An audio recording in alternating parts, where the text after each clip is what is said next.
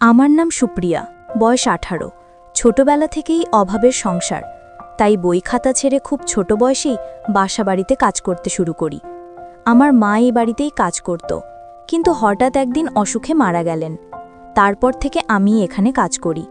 বাড়ির মালিক সুমিতবাবু। বয়স আমার বাবার মতো হলেও জানি না কেন ওনাকে আমি আলাদা চোখে দেখি। হয়তো কারণ ছোটবেলা থেকেই উনি আমাকে স্নেহ করে এসেছেন। আবার কখনো কখনো চোখে মুখে এমন কিছু ভেসে ওঠে যা আমার বুকের ভেতর অদ্ভুতভাবে কেঁপে ওঠে। সেদিন শুক্রবার ছিল, বাড়িতে বৌদি ছিলেন না। আমি কাজ শেষ করে গোসল সেরে বেরোলাম। ভুলে কাপড় নিয়ে যাইনি, শুধু গামছায় জড়িয়ে দৌড়ে ঘরে ফিরছিলাম। মনে হলো সুমিতবাবু পেপার পড়ছেন, কিন্তু কেন জানি বুকের ভেতর ধকধক করছিল। মনে হচ্ছিল উনি আমার দিকে তাকাচ্ছেন। রাতে খাওয়া দাওয়া শেষে উনি ডাকলেন, সুপ্রিয়া, একটু সর্ষের তেল গরম করে নিয়ে আসিস তো, পিঠে ব্যথা করছে। আমি অবাক হয়ে গেলাম, আগে তো আমাকে এভাবে ডাকেননি। তবু বলার মতো কিছু ছিল না। তেল গরম করে ওনার ঘরে গেলাম। উনি গেঞ্জি খুলে শুয়ে আছেন। আমি লজ্জা পাচ্ছিলাম, কিন্তু কিছু বলিনি। তেল মেখে ধীরে ধীরে মালিশ করতে লাগলাম। হঠাৎ উনি বললেন, তুই হাঁটুর ওপর বস, তাহলে আরামে মালিশ করতে পারবি। আমি চুপচাপ বসে পড়লাম। হাত কাঁপছিল, বুকের ভেতর অদ্ভুত অনুভূতি হচ্ছিল। মনে হচ্ছিল আমি অন্য জগতে চলে যাচ্ছি। ওনার গায়ের গন্ধ, উষ্ণতা সব মিলিয়ে আমার ভেতরটা কেমন অচেনা হয়ে যাচ্ছিল। আমি জানি না ওটা ভালোবাসা ছিল নাকি কোনো নিষিদ্ধ টান। শুধু এটুকুই বুঝতে পারছিলাম, সুমিতবাবুর পাশে বসে ওনার শরীরের হাত রাখলে আমার নিজের বুকের ভেতরটা অদ্ভুতভাবে মাখো মাখো হয়ে ওঠে। আজ শুক্রবারের সেই সন্ধ্যা এখনও মনে পড়ে। সুমিতবাবু শুয়ে আছেন, আর আমি ধীরে ধীরে পিঠে তেল মাখছি। প্রথমে কেমন অদ্ভুত লাগছিল, কেন জানি না বুকের ভেতরটা যেন গরম হয়ে উঠছিল। হাত কাঁপছিল, মনে হচ্ছিল এই ঘরে শুধু আমরা দুজনে। আর সময় থেমে গেছে। উনি হঠাৎ বললেন, সুপ্রিয়া, একটু সামনের দিকে ঘুরে বস, এবার সামনে থেকে মালিশ কর। আমি অচেতনভাবে মাথা নেড়ে সম্মতি দিলাম। এখন মনে হচ্ছিল হৃদয়ের ঢকঢক বেড়ে গেছে। ওনার চোখে চোখ পড়ল।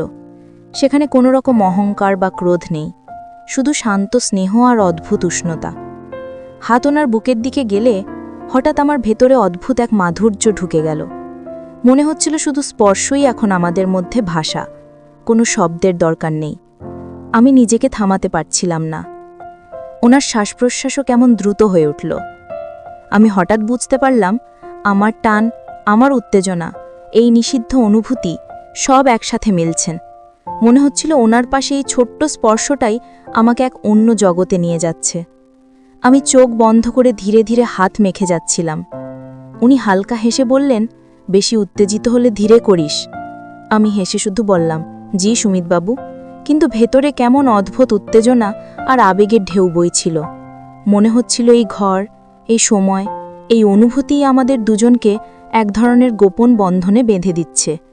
আজকের সেই সন্ধ্যা আমাকে শিখিয়ে দিল কতটা ছোট চোখের মিল, অশব্দ টানা পড়েন আর বিনয়ী হাসি এক ধরনের মাখো মাখো রোমান্টিক অনুভূতি তৈরি করতে পারে, যা শুধু মনে থাকে, দেহে নয়। সেই রাতটা এখনও আমার মনে ঝাঁপিয়ে আসে।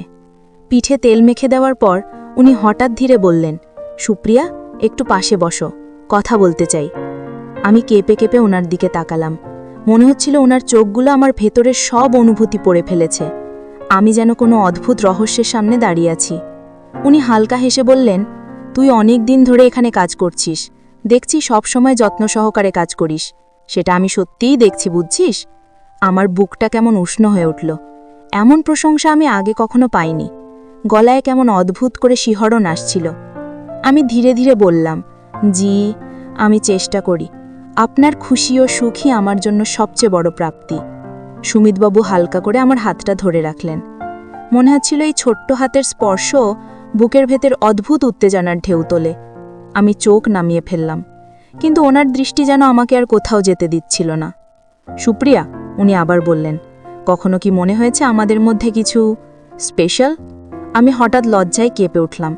মনে হচ্ছিল এই প্রশ্নের জবাব দিতে গিয়ে আমি নিজেকেই জানাতে যাচ্ছি, কিন্তু ভেতরে কেমন আনন্দ, কেমন টান, সব মিলে এক অদ্ভুত অনুভূতি। আমি হালকা গলায় বললাম, হয়তো মাঝে মাঝে। উনি হেসে বললেন, ঠিক তাই, কখনো কখনো এই ছোট্ট মুহূর্তগুলোই সবচেয়ে গুরুত্বপূর্ণ। শুধু স্পর্শ, শুধু দৃষ্টি, এগুলোই আমাদের কাছে গোপন আনন্দ এনে দেয়। সেই রাতটা আমি বুঝতে পেরেছিলাম কিভাবে ছোট ছোট চোখের মিল, অশব্দ টানাপড়েন আর বিনয়ী হাসি এক ধরনের মাখো মাখো রোম্যান্টিক অনুভূতি তৈরি করতে পারে, যা শুধু মনে থাকে, দেহে নয়। পরদিন সকালটা কেমন অদ্ভুত লাগছিল। আমি রান্নাঘরে ব্যস্ত, কিন্তু মনেই বারবার সেই রাতের কথা ঘোরাফেরা করছিল। চোখের সামনে মুনি, সুমিতবাবু ধীরে ধীরে কথা বলছিলেন, হেসে বলছিলেন, আর আমি অজান্তেই শিহরিত হয়ে যাচ্ছিলাম। সেদিন খাওয়া শেষ করার পরে উনি হঠাৎ বললেন, সুপ্রিয়া, একটু পাশে বসো। আমি কেঁপে কেঁপে বসলাম। মনে হচ্ছিল শুধু উনি এবং আমি, এই ঘরটা যেন আমাদের জন্যই তৈরি। উনি আমার দিকে তাকিয়ে বললেন, তুই জানিস, কখনো কখনো ছোট ছোট মুহূর্তগুলোই সবচেয়ে মূল্যবান। শুধু এই নিরিবিলি সময়, আমাদের চোখের মিল আর অদ্ভুত শিহরণ, এগুলো মনে রাখার মতো। আমি লজ্জায় মাথা নিচু করে বললাম, জি, আমি বুঝি। উনি হেসে বললেন, আজ তুই একটু কাছাকাছি বসো, শুধু কথা বলি, কিছু ছুঁই না, শুধু আমাদের অনুভূতি ভাগ করি। আমার বুক কেঁপে উঠল। উনি আস্তে করে আমার হাত ধরলেন। আমি চোখ নামিয়ে রাখলাম, কিন্তু ভেতরের মন অদ্ভুত আনন্দে উচ্ছ্বসিত। আমাদের চোখের মিল, হাতের স্পর্শ আর অশব্দ টান, সবই যেন এক নতুন অনুভূতির ঢেউ তোলে। আমরা দুজন শুধু বসেছিলাম, কথা বলছিলাম। আমি বললাম, সুমিতবাবু, মাঝে মাঝে আমি ভেবেছি আমাদের মধ্যে কিছু বিশেষ আছে। উনি হালকা হেসে বললেন, ঠিক তাই, এই অনুভূতিই আসলে সবকিছুর মাধুর্য। শুধু স্পর্শ বা চুম্বনের নয়, এই মানসিক ঘনিষ্ঠতা, এই টান সবচেয়ে মূল্যবান। সেদিন থেকে আমি বুঝতে পারলাম, রোম্যান্টিকতা শুধু বাহ্যিক নয়, মনের ঘনিষ্ঠতা, চোখের যোগাযোগ, অনুভূতির আদান প্রদানই আসল রোম্যান্টিকতা। সেই অনুভূতি যেন আমাদের মাঝে অদৃশ্য বন্ধন তৈরি করল, যা শুধু আমাদের দুইজনের।